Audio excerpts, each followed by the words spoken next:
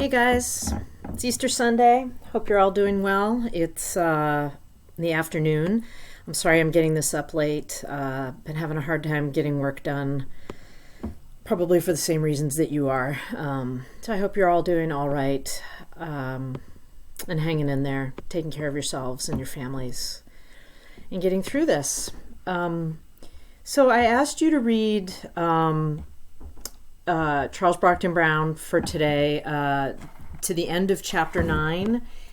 If you don't have the edition that I asked you to buy for class, and if you do have the edition that I asked you to buy for class, that's page 68.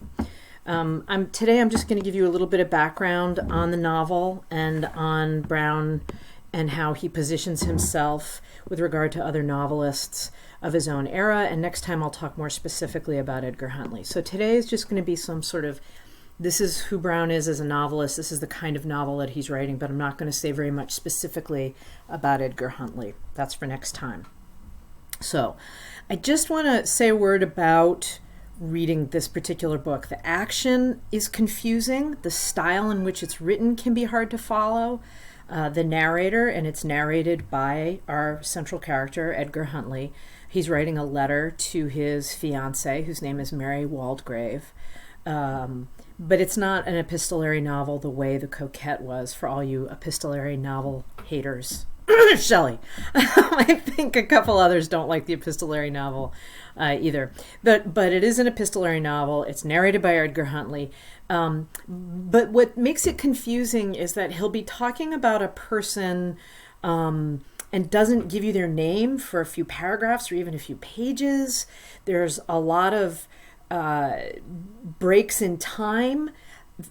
He's often very confused. It's unclear if it's day or night. So if you're feeling confused about what's happening as you read the book, I think some of that is intentional on Brown's part. Do the best you can. Don't worry too much about it. I will help you out with the plot. All right?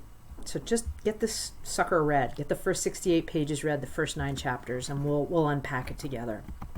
So Brown's dates, 1771 to 1810. He's from Pennsylvania. He moved to New York to become what scholars really think of as he's the first professional author in this country, even though others like Hannah Webster Foster and Susanna Rowson, whom we have not read, but they're also writing novels. They're actually making more money than Brown makes. They're better known than he is. But Brown was self-consciously wanting to be a novelist. He wanted to make his living from writing. He wanted to be known as a novelist, which is pretty bold and pretty unusual in late 18th century United States. There's very little money to be made. You know by now what people think of novelists and novels, so it's a risky undertaking. A little bit about Brown. He was raised as a Quaker, the Society of Friends. I can't really remember. I think your introduction talks about that. I need to reread that. He's a great reader. He reads Milton, he reads Shakespeare, he reads the Bible. He's reading progressive sort of Enlightenment thinkers like Mary Wollstonecraft, who wrote The Vindication of the Rights of Women. He's interested in women's rights. We get more of that in Wieland than we do in Edgar Huntly, but it's something he's really interested in. In 2 years, from 1798 to 1800, he wrote 4 novels. Pre-typewriter, pre-laptop. So he cranks out 4 novels in 2 years. Wieland is his first novel.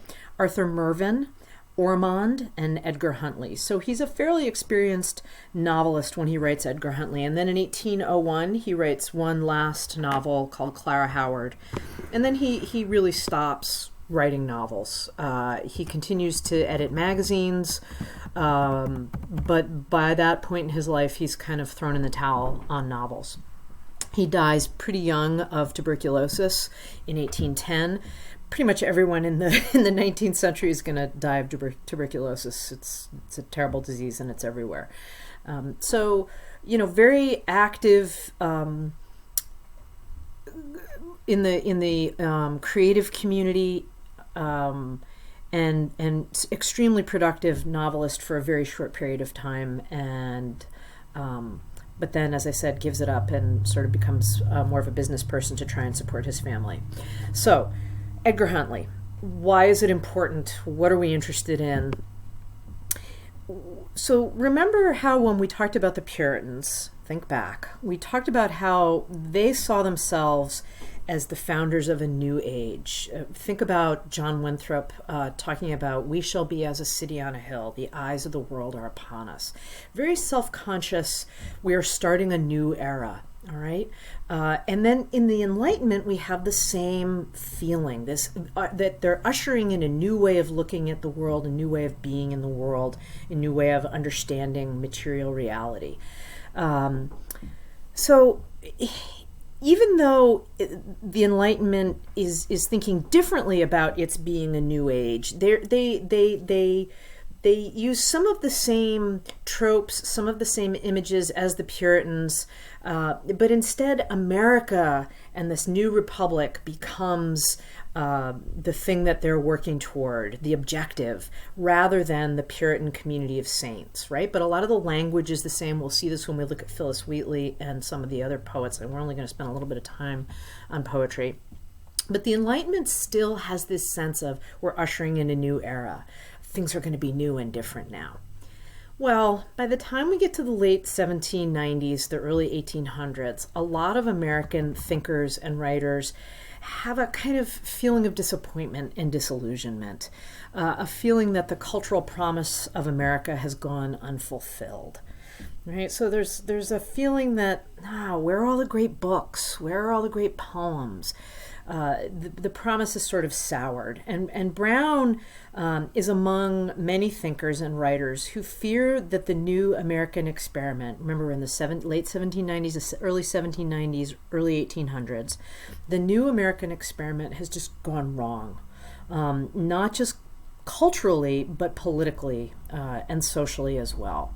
So a feeling that this great hope, this beautiful new republic that we were going to found, well, in fact, there's still a lot of political bickering, there's still corruption, there's still problems, we've still got slavery, there are things we haven't figured out.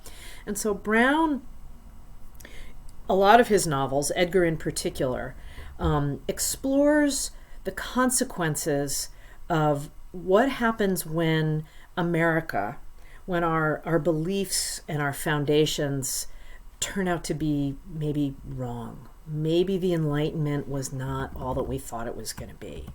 And what happens then? That's really what Edgar Huntly is interested in. Brown is also concerned about the novel as a form, about his audience. How do I take this form, which is associated with Great Britain and with Europe, and how do I make it American? And we see in the preface, his preface to the novel, his anxiety about that. If you go with me, please, to the public, it's the preface. For those of you with the Shapiro edition, that's on page 3. I'm in the second paragraph. America has opened new views to the naturalist and the politician, but has seldom furnished themes to the moral painter. The moral painter. The novelist. He's calling a novelist a moral painter. That new springs of action and new motives to curiosity should operate. That the field of investigation opened to us by our own country should differ essentially from those which exist in Europe may readily be conceived. Right? So it's easy to imagine that we're going to write about new things because we're in a new place than what exists in Europe. The sources of amusement to the fancy is the imagination, and instruction to the heart that are peculiar to ourselves are equally numerous and inexhaustible. It is the purpose of this work to profit by some of these sources. So I'm going to use some of these European sources and some of these new things in America to exhibit a series of adventures growing out of the condition of our country and connected with one of the most common and most wonderful diseases or affections of the human frame. You don't know what that is yet, but you'll know what that disease or affection of the human frame is that he's going to write about. So Brown wants us to be an American novel. We're setting it in a new place. Yes, I'm using the models from Europe and Great Britain, but I'm doing something different with it. I'm using things that are available to me here. So he wants to make sure you understand that this is an American book, right? Early literary nationalism, which will really kick off in the 19th century, but take 331 with me next semester and you can learn more about that. So at the same time that Brown is sort of searching for a new, more moral, more American literature, he's also drawing on British and European forms. And Brown, the form that he's really relying on is the Gothic novel. Now, some of you, I think, are taking a class with Professor Scheibel right now. She's very interested in the Gothic. What is the Gothic? Well, let me give you a little background on it. So in the 1750s, an Irish philosopher and writer named Edmund Burke wrote a book called The Sublime and the Beautiful. It has a much longer title, but that's the part of it you need to remember. And what Burke does is connect terror with beauty. And you could argue that this is a spark for the underlying aesthetic theory of the Gothic form. This belief that when you're really frightened, you're most open to what is beautiful in the world, right? You're most open to an experience of what they call the sublime, what we call the sublime, that sort of sense of awe and amazement and wonder. In 1764, Horace Walpole writes a book. He's he's an Englishman. Burke is an Irishman. Walpole writes a novel called The Castle of Otranto. And it's Walpole's theory, which is shared by a number of Gothic writers, that the novel releases all these dammed up imaginative resources, right? That when you're reading a novel, you can sort of free your imagination to do all kinds of interesting things. 1795, a writer named Anne Radcliffe writes a book called The Mysteries of Udolpho.